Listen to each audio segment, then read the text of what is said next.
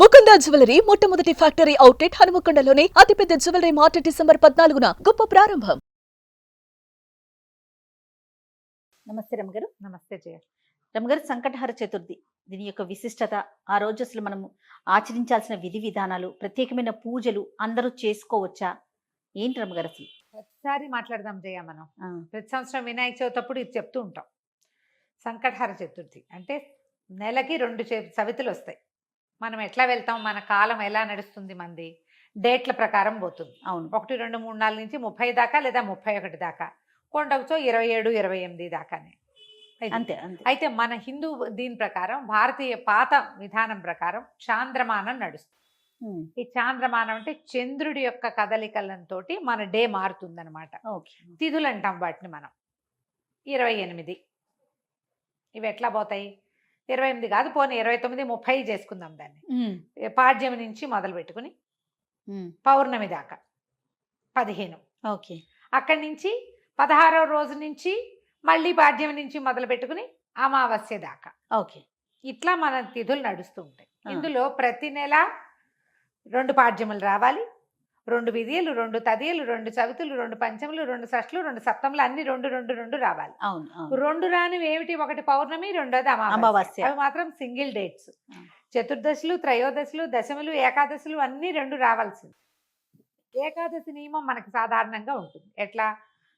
శుక్ల ఏకాదశి, బహుళ ఏకాదశి. ఏకాదశి నాడు ఉపవాసం ఉండటం, ద్వాదశి నాడు ద్వాదశ పారణ చేయటం మన తాలూకు హిందూ సంప్రదాయం.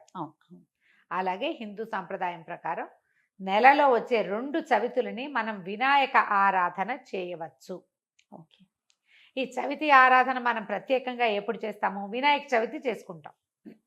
ఒక శుక్ల చవితి సంవత్సరంలో ఒక్కసారి, వినాయక శుద్ధ చవితి నాడు, అది మన భాద్రపద శుద్ధ చవితి నాడు వినాయక వ్రతకల్పం చేసుకుంటాం. వినాయకుడి పుట్టినరోజని, ఆ రోజునే ఆయనకి గణాధిపత్యం లభించిందని, వాళ్ళు ఆయన్ని పూజిస్తే అన్ని విఘ్నాలు తొలగిపోతాయని గణాధ్యక్షుడని ఆయన్ని కొలుచుకుంటాం.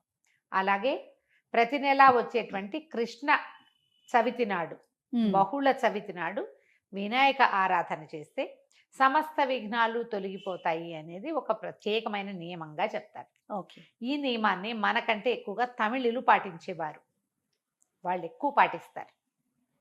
మనకి జాతకంలో కేతు ప్రభావం ఎక్కువగా ఉన్నా, ఏ పనైనా మొదలుపెట్టి ఎప్పటికీ అవ్వకపోతున్నా, పిల్లలు చదువుల్లో వెనకపడుతున్నారనిపించిన, దీనికి మన ఇంట్లో ఉండాలి వ్రతము నియమము ఏం లేదు.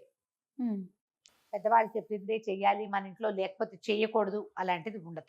సార్వజనీయమైన వ్యవహారం, ఎవరైనా చేసుకోవచ్చు. మనమే ప్రాబ్లమ్స్లో ఇరుక్కుంటున్నాం. ఏ పనైనా మొదలు పెడితే అవటం లేదు, అన్ని అడ్డంకులే దానికి. ఓకే. వ్యాపారాలకి, చదువులకి, ఇంట్లో ఏదైనా వస్తువులు తరచుగా పాడైపోవటం, ఇది కూడా జ్ఞాపకం పెట్టుకోండి. మిక్సీ రిపేర్ చేయిస్తావు, వెట్ గ్రైండర్ పడుకుంటుంది. దానికి ఏదో చేయిస్తావు, వాషింగ్ మెషిన్ ప్రాబ్లం వస్తుంది, అది అయిపోయింది, సూయింగ్ మెషిన్ పడుకుంటుంది. ఇట్లా రిపేర్లు చేస్తూ ఉన్న వాళ్ళు ఉంటారు చూడు.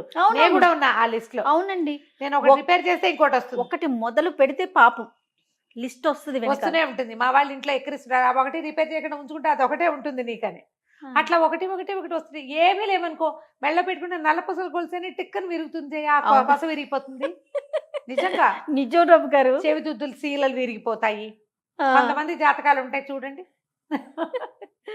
ఒక వరుసగా వస్తాయి, ఆగితే మళ్ళీ ఆగిపోతాయి. 2 సార్లు 2 బంగారపు వస్తువులు అయినాయి. ఓ వారం ఏమో ఒక 15 రోజుల్లో ఒక మొదటి ఫోర్ట్ నైట్ లో చెవిదుద్దు సీల బిళ్ళ విరిగి చేతిలోకి వచ్చింది, పొల్లేమో ఆ గొట్టంలో ఉండిపోయింది.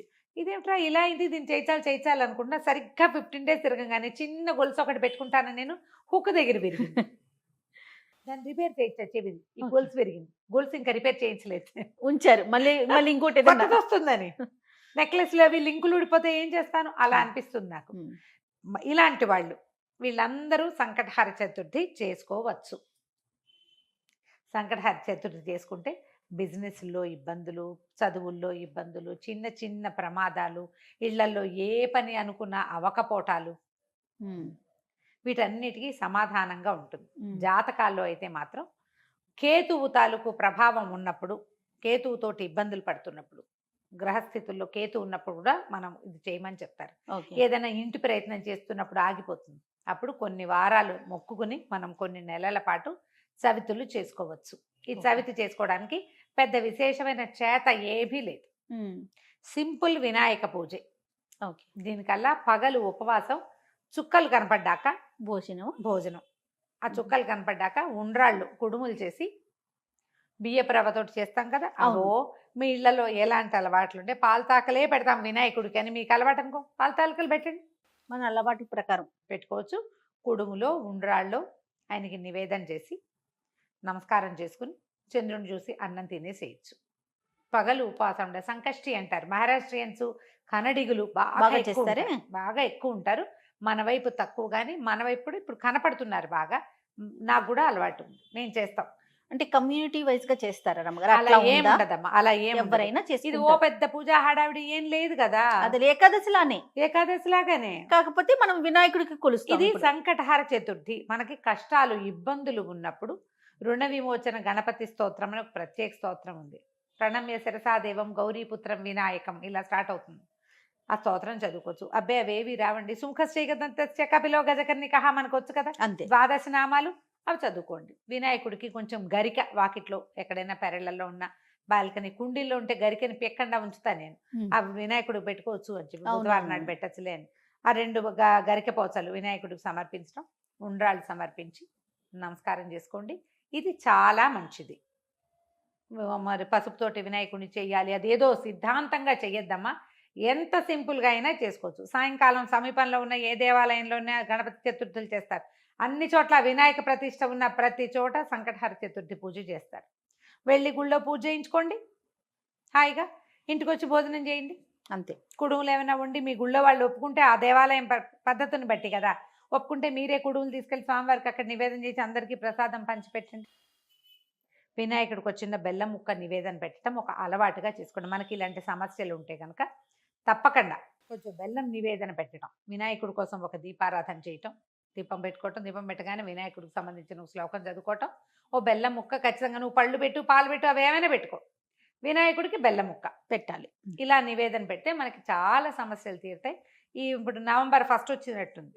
అవునండి, అంతేనా? అవును. ఆ ప్రతి నెల చూసుకోండి, క్యాలెండర్లో ఉంటుంది. మీరు ఈజీ మెథడ్ ఏంటి, క్యాలెండర్లో నోట్ చేసి పెట్టుకోండి. ఇందులో మళ్ళీ ఒక స్పెషల్ ఉంది. మంగళవారాలు గనక ఈ చతుర్థి వస్తే చాలా విశేషం. అంగారక చతుర్థి అంటారు దాన్ని. అది చాలా విశేషమైంది. అది ఎక్కువ సమస్యలు తీరుస్తుంది, ఇంకా ప్రాబ్లమ్స్ తీరుస్తుంది. దీనివల్ల బ్రహ్మాండం బద్దలైపోయి వారికి ఏదో వస్తుందని కాదు, కొన్ని జాతకపరమైన సమస్యలు తీరుతాయి. ఏ పనులు కానప్పుడు మనకు ఒక శాంతిగా ఉంటే మనం ఈ పని చికాకు చేస్తే తగ్గినా చాలు కదా చాలు. అమ్మగారు. చికాకు ఏదో తగ్గినా వచ్చి మీద పడక్కర్లేదు.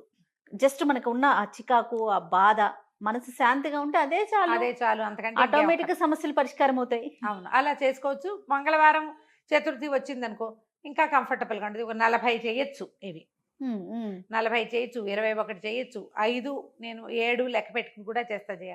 ప్రతి నెల సంకటహర చతుర్థి నాడు పొద్దున్నే మా అక్కయ్య నేను ఒకళ్ళు గుర్తు చేసుకుంటాం ఇవాళ చతుర్థి అని. ఓకే, జ్ఞాపకం చేసుకుని మా ఇద్దరికి అలవాటు ఉంది. నాకు కొంచెం వినాయక ఇవి కూడా ఎక్కువ కదా, ఎక్కువ శ్లోకాలు చదువుకుంటాను నేను. చిన్నప్పుడు చదువుకున్న తొండమున ఏకదంతమును కూడా చదువుతారు రోజు నేను.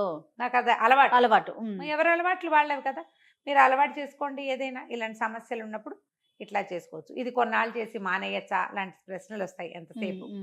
కొన్ని వారాలు నియమంగా పెట్టుకోండి, కొన్ని నెలలు, ప్రతి నెల సంకటహర చతుర్థి చేయాలి. 2 సార్లు సంవత్సరం 2 సార్లు వస్తుంది కదా.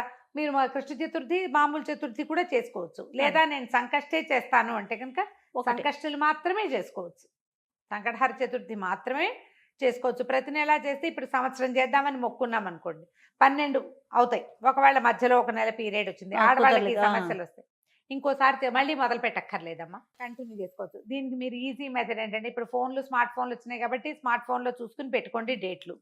నేనైతే క్యాలెండర్లో రౌండ్ ఆఫ్ చేసి పెట్టుకుంటా ఇవాళ చతుర్థి అని. వాళ్ళు కూడా ఎర్ర వినాయకుడు బొమ్మ వేస్తుంటారు, అక్కడ వినాయకుడు బొమ్మ కనపడుతుంది, టీటీడీ వాళ్ళ దాంట్లో కనిపిస్తూ ఉంటుంది. సో గుర్తుపెట్టుకుని ఆ రోజున మీరు చేయవలసింది ఏంటి, వినాయకుడికి సంబంధించిన స్తోత్రం చదువుకోవటం, గరిక 2 గరిక పోచలు తెచ్చి వినాయకుడికి సమర్పించడం, కొంచెం కుడుములో ఏవైనా నివేదన చేయటం, పగలు ఉపవసించి చంద్రుడు కనపడ్డాక దండం పెట్టుకుని భోజనం చేయటం చేసి చూడండి. మీకు చాలా ఇబ్బందులు తొలుగుతాయి. పెద్ద విశేషంగా ఏదో మాత్రం కాదు, మంచిది. మీకు ప్రధానమైనది ఏంటంటే ఇబ్బందులు తొలుగుతున్నట్టు కనపడుతుంది కానీ. అది రైట్ అమ్మగారు. నమస్తే. నమస్తే.